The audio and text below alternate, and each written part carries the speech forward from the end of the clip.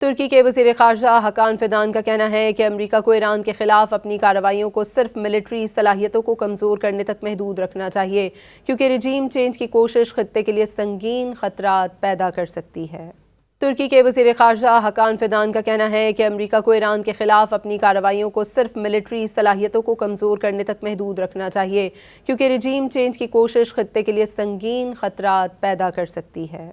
ترکی کے وزیر خارجہ حکان فیدان کا کہنا ہے کہ امریکہ کو ایران کے خلاف اپنی کارروائیوں کو صرف ملٹری صلاحیتوں کو کمزور کرنے تک محدود رکھنا چاہیے، کیونکہ رجیم چینج کی کوشش خطے کے لیے سنگین خطرات پیدا کر سکتی ہے۔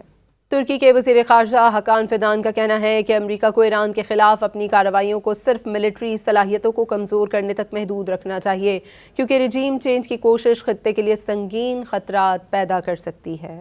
ترکی کے وزیر خارجہ حکان فیدان کا کہنا ہے کہ امریکہ کو ایران کے خلاف اپنی کارروائیوں کو صرف ملٹری صلاحیتوں کو کمزور کرنے تک محدود رکھنا چاہیے، کیونکہ رجیم چینج کی کوشش خطے کے لیے سنگین خطرات پیدا کر سکتی ہے۔